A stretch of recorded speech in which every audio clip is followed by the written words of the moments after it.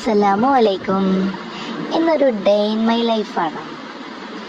അഥവാ ഒരു സ്ത്രീ ഒരു ദിവസം എന്തെല്ലാം ഇബാദത്തുകൾ ചെയ്യാം, അഥവാ ഒരു ദിവസത്തിൽ നമുക്ക് എന്തെല്ലാം ഇബാദത്തുകൾ മാക്സിമം ഇൻക്ലൂഡ് ചെയ്തിട്ട് നമുക്ക് എത്രത്തോളം ഇബാദത്ത് ചെയ്യാം എന്നുള്ളതാണ് ഈ ഒരു ഡേ. ഒരു സ്ത്രീയെ സംബന്ധിച്ചിടത്തോളം അവർക്ക് ഒരുപാട് ഉത്തരവാദിത്തങ്ങളുണ്ട്. കുട്ടികളുടെ കാര്യം, പാരൻസിൻ്റെ കാര്യം, ഹസ്ബൻഡിൻ്റെ കാര്യം, വീട്ടുകാര്യങ്ങൾ, ഇതെല്ലാം നമ്മൾ തന്നെ വേണം ചെയ്യാൻ. ഇൻഷാ അല്ലാഹ്. അള്ളാഹു എല്ലാവർക്കും ആരോഗ്യം നൽകട്ടെ. നമുക്ക് സന്തോഷമാണ് നമ്മുടെ മക്കളെ കാര്യങ്ങൾ ചെയ്തു കൊടുക്കാനും, ഭർത്താവിൻ്റെ കാര്യങ്ങൾ ചെയ്തു കൊടുക്കാനും, പാരൻസിൻ്റെ കാര്യങ്ങളെല്ലാം നമ്മൾ വളരെ സന്തോഷത്തോടു കൂടി തന്നെ ചെയ്തു കൊടുക്കണം. അതുപോലെ തന്നെ നമ്മുടെ ഇബാദത്തുകൾ, ഒരുപാട് ഇബാദത്ത് ചെയ്യാൻ വേണ്ടി നമ്മൾ ഇതൊന്നും മാറ്റി വെക്കരുത്. ഇതിൻ്റെ കൂടെ നമ്മുടെ ഇബാദത്തുകളും കൂടി ചെയ്തിട്ട് മുന്നോട്ട് കൊണ്ടുപോവുക. ഇൻഷാ അല്ലാഹ്. അള്ളാഹു നമുക്ക് എല്ലാവർക്കും സ്വർഗം നൽകി അനുഗ്രഹിക്കട്ടെ. ആമീൻ. ആദ്യം എനിക്ക് പറയാനുള്ള കാര്യം രാത്രിയിലെ കാര്യമാണ്. ഒരു കാരണവശാലും ഇശാഹിന് ശേഷം നമ്മൾ ഉറക്കം ഒഴിവാക്കി കളയരുത്. ഇശാഹ് നമസ്കരിക്കുക, ഭക്ഷണം എന്തെങ്കിലും നേരത്തെ കഴിക്കുകയാണെങ്കിൽ കഴിക്കുക, അതിന് ശേഷം കഴിക്കുക. പിന്നെ ഒരുപാട് സമയം നമ്മൾ നൈറ്റ് ഡ്രൈവ് പോയിട്ടും മറ്റ് ടെലിവിഷൻ കണ്ടിട്ടൊന്നും കളയരുത്. ഇഷാ കഴിഞ്ഞാൽ ഉടനെ ഉറങ്ങാനുള്ള പരിപാടികൾ നോക്കുക. ഇൻഷാ അല്ലാഹ് അങ്ങനെയുള്ളൊരു വ്യക്തിക്ക് തീർച്ചയായിട്ടും തഹജ്ജുദ് നഷ്ടപ്പെടുത്താത്ത രീതിയിൽ തഹജ്ജുദ് ലഭിക്കുന്നതാണ്. ഒരു മുസ്ലിമിനെ സംബന്ധിച്ചിടത്തോളം വളരെ പ്രധാനപ്പെട്ട ഒരു സുന്നത്ത് നമസ്കാരമാണ് തഹജ്ജുദ്. തഹജ്ജുദ് നിസ്കരിച്ച് അള്ളാഹുവിനോട് എന്ത് തന്നെ പ്രാർത്ഥിച്ചു കഴിഞ്ഞാലും തീർച്ചയായും അള്ളാഹ് നമുക്കതിന് മറുപടി നൽകുന്നതാണ്. ഒരു പ്രത്യേക ഒരു അനുഭൂതിയാണ് തഹജ്ജുദ് എന്ന് പറയുന്നത്. അത് അനുഭവിക്കുന്നവർക്ക് അത് എന്താ മനസ്സിന് ഭയങ്കര ഒരു സാറ്റിസ്ഫാക്ഷനാണ്. ഒരു സ്ത്രീയെ സംബന്ധിച്ച് ചെയ്യാവുന്ന ഏറ്റവും നല്ല കാര്യം, ഇൻഷാ അല്ലാഹ് 4 മണിക്ക് അലാറം വെക്കുക. നേരത്തെ ഒരു 8:30 സമയത്ത് ഉറങ്ങിക്കഴിഞ്ഞാൽ വളരെ സുഖമായ രീതിയിൽ 4 മണിക്ക് നമുക്ക് എണീക്കാവുന്നതാണ്. 4 മണിക്ക് എണീറ്റ് ഒരു ഗ്ലാസ് വെള്ളം കുടിച്ച് നമ്മുടെ പ്രഭാത കർമ്മങ്ങളെല്ലാം ചെയ്ത് തഹജ്ജുദ് നിസ്കരിക്കുക. 2 കൈയും നിവർത്തി അള്ളാഹുവിനോട് നമ്മുടെ എല്ലാ ആഗ്രഹങ്ങളും, ഏതൊരു മനുഷ്യനും ഒരുപാട് ആഗ്രഹങ്ങളുള്ളവളായിരിക്കും, ഒരുപാട് തെറ്റുകൾ ചെയ്യുന്ന ആളുകളായിരിക്കും. അള്ളാഹുവിനോട് പാപമോചനം തേടുക, പ്രാർത്ഥിക്കുക. ആ ഒരു സമയം നിങ്ങൾ എണീക്കുന്ന ആളുകളാണോ എന്ന് എനിക്കറിയില്ല. ആ ഒരു സമയത്ത് എണീറ്റ് കുറച്ച് ബ്രീത്ത് എടുത്തു കഴിഞ്ഞാൽ തന്നെ നമുക്ക് പ്രത്യേക ഒരു അനുഭൂതിയായിരിക്കും. ഇൻഷാ അല്ലാഹ് എല്ലാവരും നാളെ മുതൽ തഹജ്ജുദ് നിസ്കരിക്കാൻ വേണ്ടി ശ്രമിക്കുക. ശേഷം പ്രാർത്ഥിക്കുക, ദുആകൾ ചെയ്യാം. അപ്പോഴേക്കും സുബ്ഹ് ബാങ്ക് കൊടുക്കും. ശേഷം ഏറ്റവും പ്രധാനപ്പെട്ട ഒരു സുന്നത്ത് നമസ്കാരം തന്നെയാണ് സുബഹിൻ്റെ മുന്നേ ഉള്ള 2 റക്അത്ത് സുന്നത്ത് നമസ്കാരം. ഒരിക്കലും ഒഴിവാക്കരുത്. 2 റക്അത്ത് സുന്നത്ത് നമസ്കരിച്ച ശേഷം സുബ്ഹ് നമസ്കരിക്കുക. ശേഷം 33 പ്രാവശ്യം സുബ്ഹാനല്ലാഹ്, അൽഹംദുലില്ലാഹ്, അല്ലാഹു അക്ബർ എന്നിവ ചൊല്ലി 101 പ്രാവശ്യം ലാ ഇലാഹ ഇല്ലല്ലാഹ് മുഹമ്മദ് റസൂലുള്ളാഹ്, 101 പ്രാവശ്യം സല്ലല്ലാഹു അലാ മുഹമ്മദ് സല്ലല്ലാഹു അലൈഹി വസല്ലം. അതുപോലെ തന്നെ 101 പ്രാവശ്യം സുബ്ഹാനല്ലാഹി വബിഹംദിഹി സുബ്ഹാനല്ലാഹിൽ അലീം വബിഹംദിഹി അസ്തഗ്ഫിറുല്ലാഹ് എന്ന് പ്രാർത്ഥിക്കുക. നാളെ തുലാസിൽ ഏറ്റവും കൂടുതൽ തൂക്കം ചെല്ലുന്ന ഒരു വാക്കാണത്. ആരും ഒഴിവാക്കരുത്. എല്ലാ ദിവസവും 101 പ്രാവശ്യം സുബ്ഹാനല്ലാഹി വബിഹംദിഹി സുബ്ഹാനല്ലാഹിൽ അലീം വബിഹംദിഹി അസ്തഗ്ഫിറുല്ലാഹ് എന്ന് ചൊല്ലുക.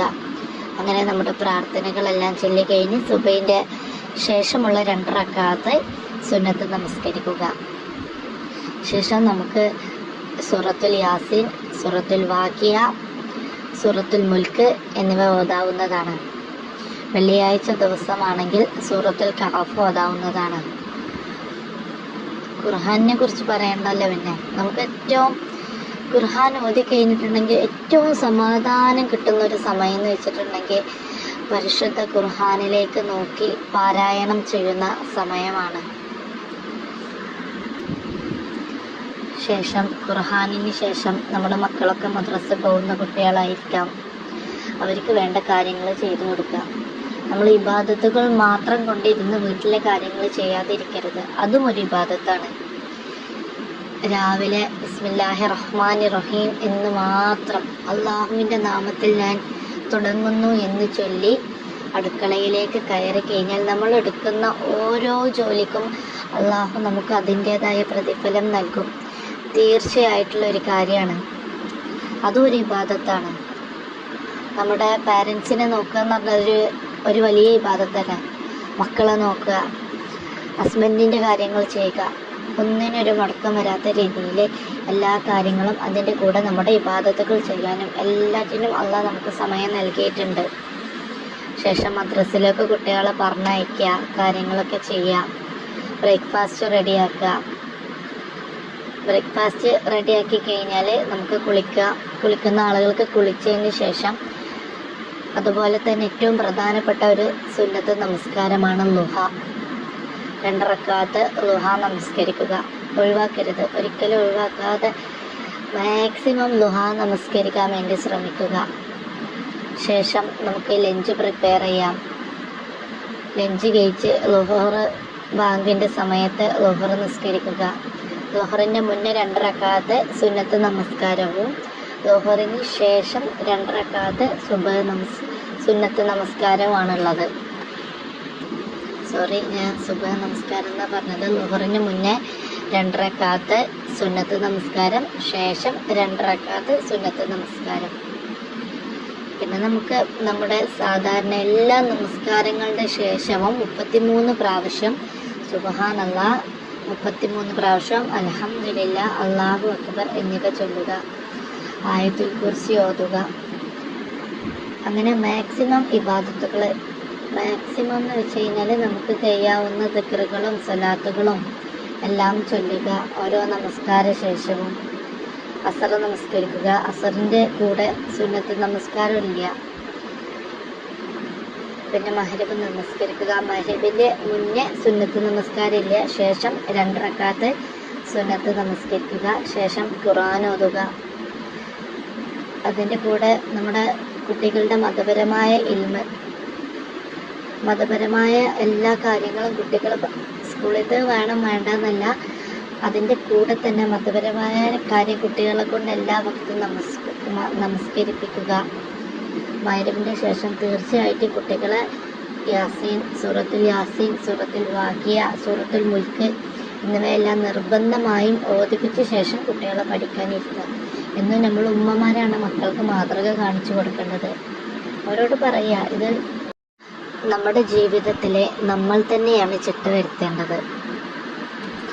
ഇശാഹിന് ശേഷം യാതൊരു കാരണവശാലും ഉറക്കം വൈകിപ്പിക്കരുത്. ഇശാഹിൻ്റെ മുന്നേ 2 റക്അത്ത് സുന്നത്തും ശേഷം 2 റക്അത്ത് സുന്നത്തുമാണുള്ളത്. ഒരു മിനിമൽ രീതിയിലുള്ള ഡേ ആണിന്ന്. അഥവാ ഒരു മിനിമൽ ഇബാദത്തുകൾ. നമുക്ക് എത്രത്തോളം ഇബാദത്തുകൾ കൂട്ടി ചെയ്യാം അത്രത്തോളം ചെയ്യാം. ഇൻഷാ അല്ലാഹ്. അല്ലാഹു എല്ലാവരുടെയും ഇബാദത്ത് സ്വാലിഹായ ഇബാദത്തായി സ്വീകരിക്കുമാറാകട്ടെ.